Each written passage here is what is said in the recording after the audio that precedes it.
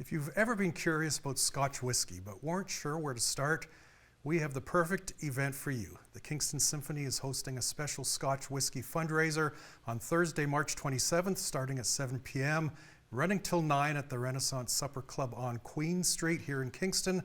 Whether you're a seasoned whiskey enthusiast or a total beginner, this event promises to be a great experience. Joining me to talk to us about it is Alan Taylor. Welcome to the program. Delighted to be here. You are a whiskey expert. What does it take to become a whiskey expert? Oh, it usually takes years of dedication drinking. I say, being from Scotland, I say I've been fortunate to have an inside track to a lot of the distilleries, master distillers, and also people involved in the retail industry. They're very knowledgeable. So, but I say most of all, you have to be an enthusiastic drinker to be an appreciative fan of the golden liquid. Whiskey's got an amazing history, and I could probably chat with you about it, but we're going to really focus on the beginner and what they would expect when they come to your event hosted by yourself on behalf of the Kingston Symphony. Sort of, if you've never been to a whiskey tasting before, what can they expect?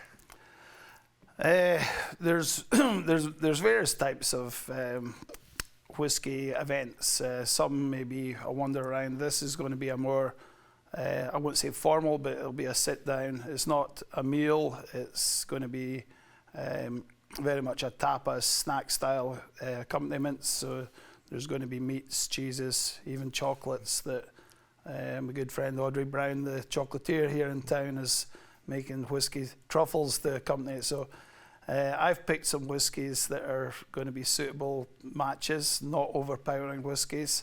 Again, this is going to be for more the entry to mid-level whiskey drinker. So everything there is not going to be super overpriced or overpowering.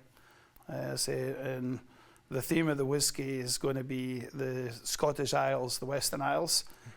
So the tour of the Hebrides Isles, we're starting on the Isle of Arran, just off of the Clyde Estuary, moving on to Islay, to Jura, to Mull, then finishing in the Skye. So we've picked some of the island distilleries to give a bit of a change from the traditional Speyside malts, which most people will be accustomed to.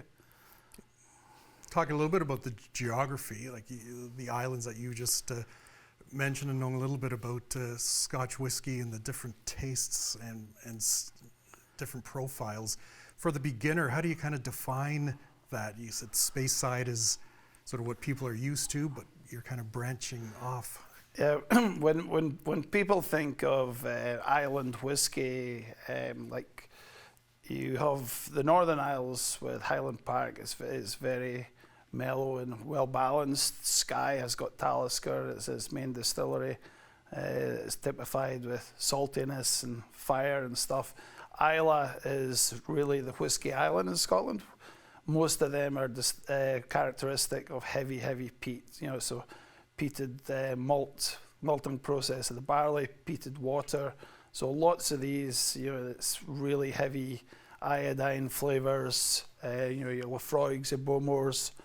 They're a bit heavy for your average beginner whiskey drinker. So when we go to the Islay destination on our tour of the Isles, we've picked Kilcommon, which is the ninth, one of the newer distilleries that's been set up in Islay. And it's got very well balanced between some peat, but some good balance and good casking.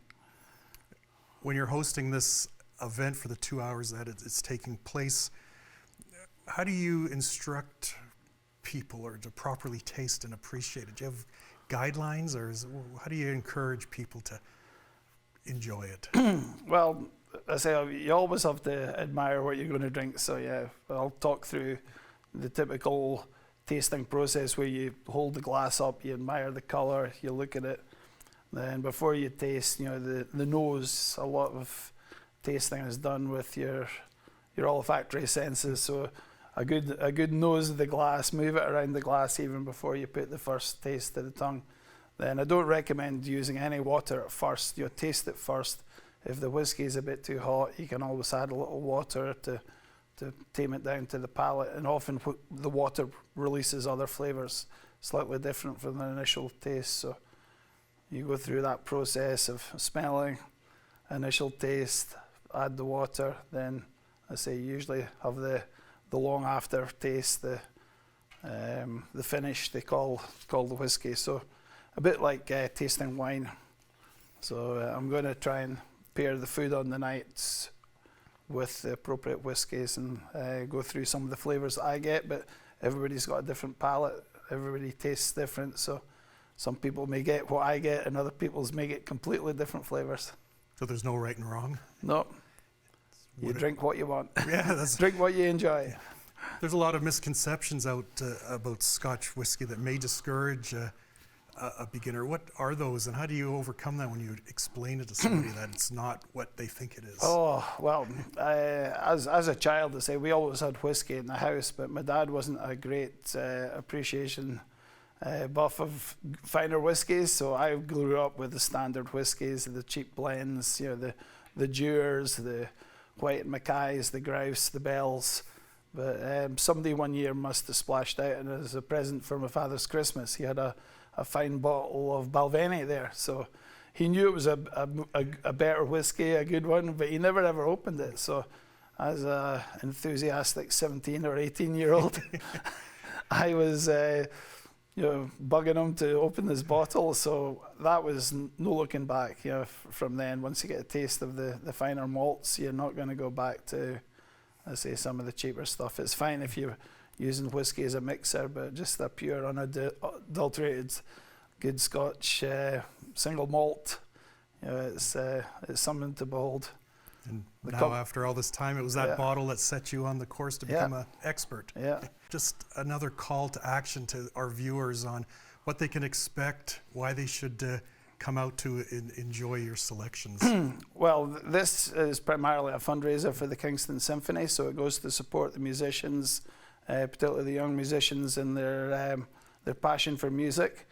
We're also going to have a bit of entertainment on night. I'm bringing along a piper, McGregor Van de Ven, who's a local piper, plays in one of the local Kingston bands. So we'll be piping in the whiskey.